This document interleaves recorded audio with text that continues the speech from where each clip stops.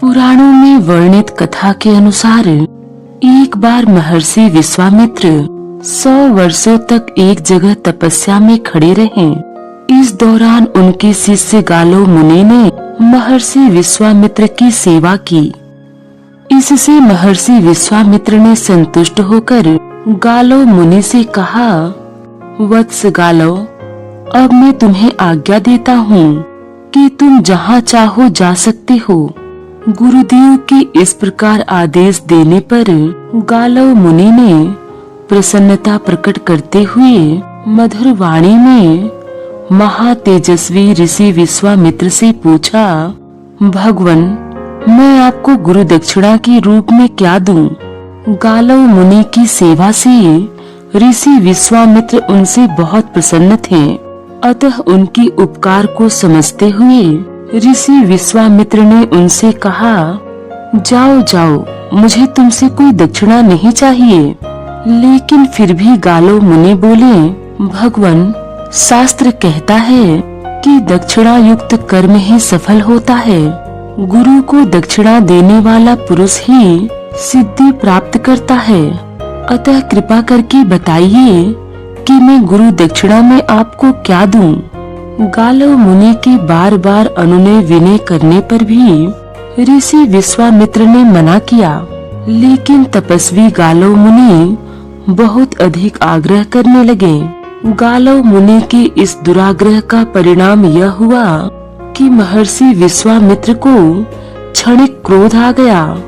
अतः उन्होंने गालो मुनि से कहा, हे गालो, यदि तुम मुझे कुछ देना ही चाहते हो तो मुझे चंद्रमा के समान श्वेत वर्ण वाले ऐसे 800 घोड़े ला दो जिनके एक ओर का कान श्याम वर्ण हो। ऋषि विश्वामित्र की दक्षिणा सुनकर गालो मुनि का चेहरा उतर गया। लेकिन फिर भी यथा योग्य समय लेकर वह श्याम वर्ण कर्ण वाले श्वेत घोड़ों की तलाश में निकल गए। घोड़ों की चिंता में गालो मुनि का सुख चैन सब जाता रहा और वह सुख कर कांटा हो गए। घोड़ों के लिए धन की चिंता में डूबे गालो मुनि अपने जीवन को निरर्थक जानकर नष्ट करने की सोचने लगे। तभी उन्हें परम प्रभु भगवान विष्णु का ध्यान आया। सच्चे हृदय से गालो मुनि ने अपनी समस्या भगवान विष्णु से कही तो प्रभु ने गालो मुनि की मदद के लिए अपने वाहन गरुड़ को भेजा। गरुड़ ने चारों दिशाओं का वर्णन करके गालो मुनि से पूछा, हे द्विज श्रेष्ठ, मैं तुम्हें समस्त दिशाओं का दर्शन कराने के लिए उत्सुक हूँ। अतः तुम मेरी पीठ पर बैठ जाओ और बताओ कि हम पहले किस दिशा को चलें। गरुड़ की पीठ पर बैठकर गालो मुनि ने कहा, हे गरुड़, तुम मुझे पूर्व दिशा की ओर ले चलो, जहाँ धर्म के नेत्र स्वरूप सूर्य और चंद्रमा प्रकाशित होते हैं तथा जहाँ तुमने देवताओं का सानिध्य बताया है। गरुड़ ने उड़ान भरी और गालो मुनि भय से व्याकुल हो उठे और बोले, हे गरुड़, अपनी गति को थोड़ा धीरे करो, कहीं ऐसा न हो तुमसे ब्रह्म हत्या हो जाए। मुझे न तो तुम्हारा शरीर दिखाई दे रहा है और न ही अपना, सब और अंधकार ही अंधकार है। इस तरह बातचीत करते करते गालो मुनि ने ऋषि विश्वामित्र द्वारा मांगी गई दुर्लभ दक्षिणा और उसके लिए अपनी चिंता के विषय में गरुड़ को कहा। इतने में वह समुद्र तट के निकट ऋषभ नामक पर्वत पर पहुंच गए। ऋषभ पर्वत पर उन्हें एक तपस्विनी मिली जिसका नाम सांडिली था। सांडिली ने उन दोनों को कुछ खाने को दिया और उसके बाद वो सो गए। जब जागे तो गरुड़ के पंख गायब थे। गरुड़ को बिना पंखों का देखकर गालो मुनि बोले, सखे, तुमने जरूर कुछ गलत सोचा होगा। तो गरुड़ कहने लगे, मैंने तो बस इतना ही विचार किया था कि मुझे इस तपस्विनी को ब्रह्मा, विष्णु और महेश के लोक में छोड़ देना चाहिए। फिर भी हे देवी, यदि मैंने अपने चंचल मन से आपका कुछ अप्रिय सोचा तो मुझे क्षमा करें। यह सुनकर तपस्विनी संतुष्ट हो गई और बोली, वत्स, तुमने मेरी निंदा की है। मैं निंदा सहन नहीं करती।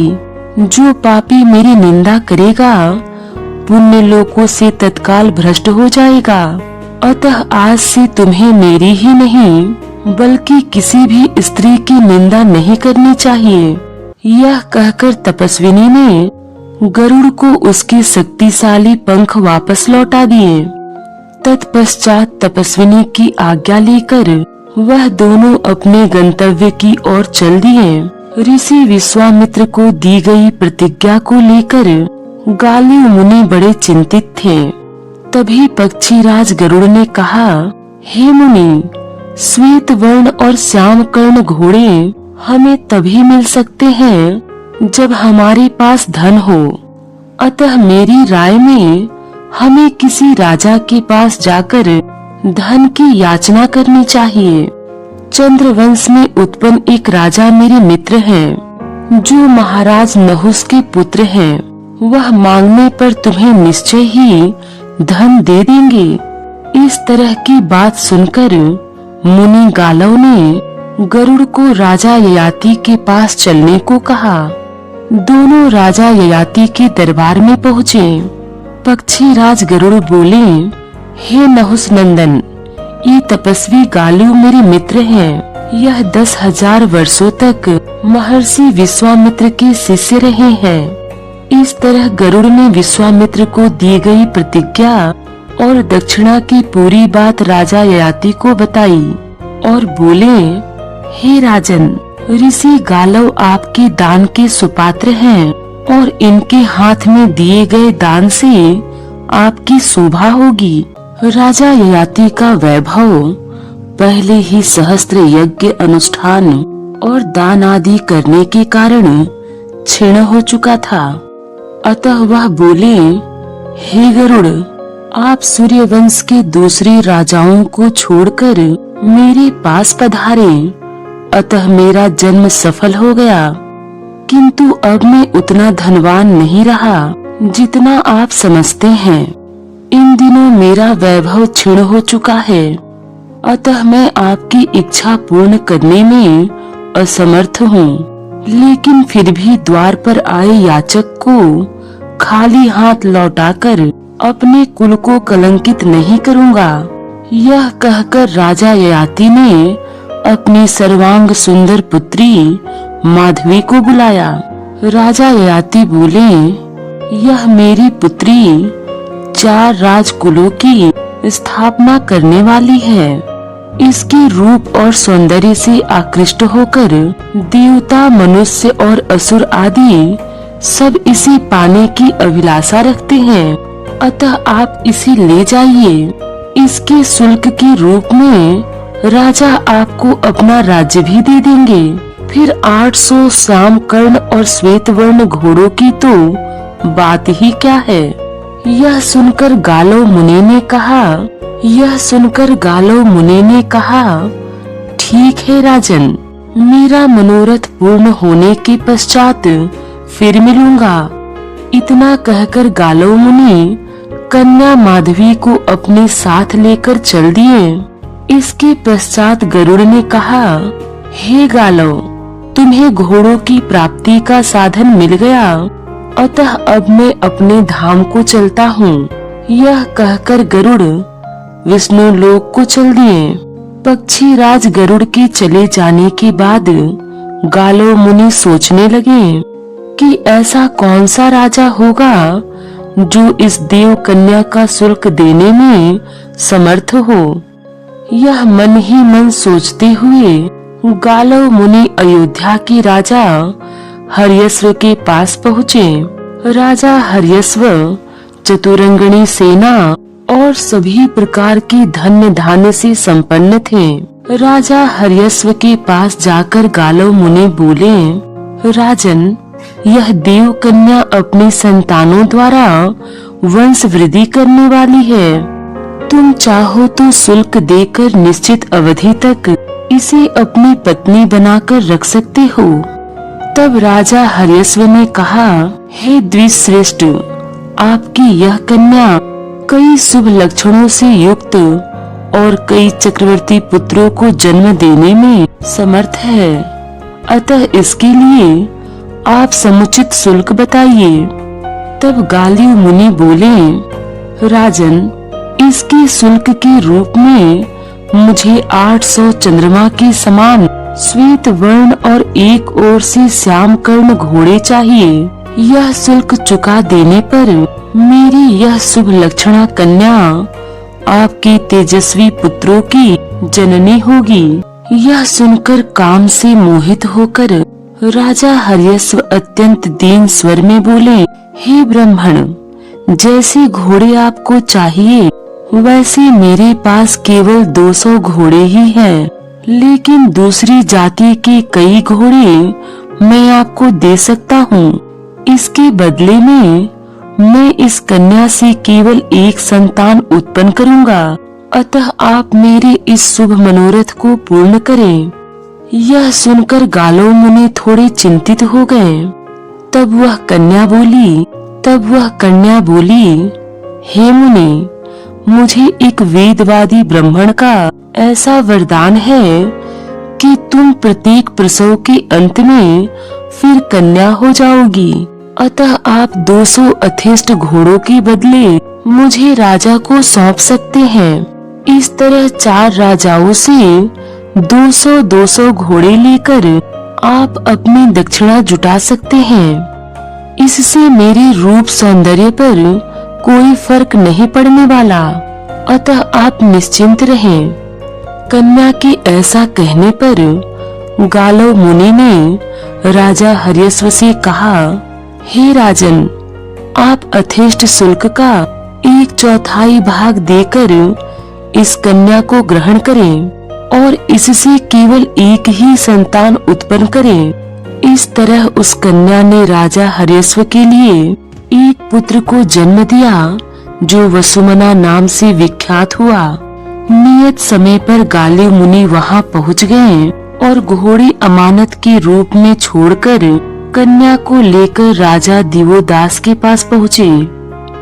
काशी नरेश राजा दिवोदास के समक्ष भी गालव मुनि ने शुल्क देकर देव कन्या से संतानोत्पत्ति का प्रस्ताव रखा, लेकिन उनके पास भी अथेष्ट घोड़े केवल 200 ही थे, अतः उन्हीं के बदले उन्होंने नियत अवधि तक उस माधवी को उस राजा के पास छोड़ दिया। राजा दिवोदास से माधवी ने प्रतर्दन नामक पुत्र एक संतान उत्पन्न की। इसके पश्चात काशी नरेश को त्याग कर वह गालव मुनि के साथ हो गई। अपने कार्य की सिद्धि का मंतव्य लेकर गालव मुनि और माधवी दोनों भोज नगरी के राजा उसी नगर के पास पहुँचे और उनके सामने भी अपना मनोरथ रखा, लेकिन राजा उसी नगर के पास भी केवल 200 घोड़े ही मिले। 200 घोड़ों के बदले गालव मुनि ने माधवी को राजा उसी नगर के पास छोड़ दिया। माधवी ने राजा उसी नगर से सूर्य के समान तेजस्वी बालक को जन्म दिया, जो शिवी के नाम से विख्यात हुआ। नियत अवधि के बाद गालव मुनि माधवी को लेने पहुंच गए। तभी राजा के दरबार में उन्हें पक्षीराज गरुड़ मिल गए। गरुड़ हंसते हुए बोले, ब्राह्मण, बड़े सौभाग्य की बात है कि आपका मनोरथ पूरा हो गया। तब गालव मुनि बोले, पक्षीराज, अभी तो दक्षिणा का 1/4 भाग बाकी है, जिसे शीघ्र पूरा करना होगा। तब पक्षीराज गरुड़ बोले, अब इसके लिए तुम्हारा प्रयत्न व्यर्थ होगा, क्योंकि अब ऐसे और अधिक घोड़े किसी के पास नहीं है। तब गरुड़ के कहने से गालव मुनि 600 घोड़े लेकर महर्षि विश्वामित्र के पास पहुँचे।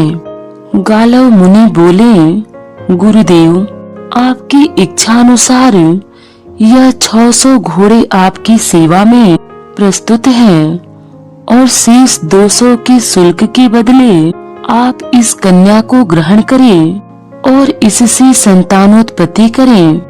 तब ऋषि विश्वामित्र ने उस कन्या पर दृष्टिपात करते हुए कहा, गालव, तुम इसे पहले ही ले आते तो मुझे इससे 4 वंश प्रवर्तक पुत्र प्राप्त हो जाते।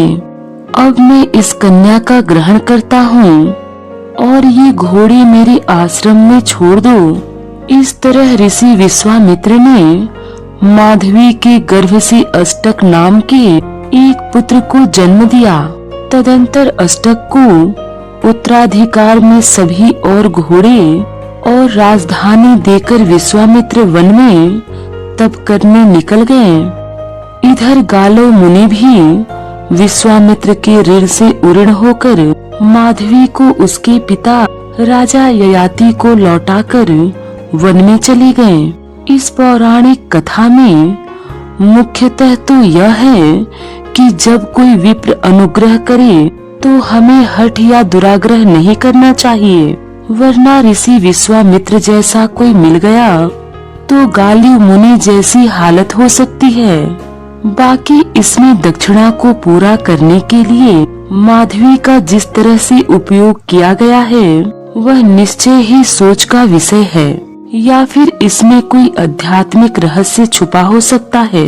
इस विषय में आप अपने विचार अवश्य रखें।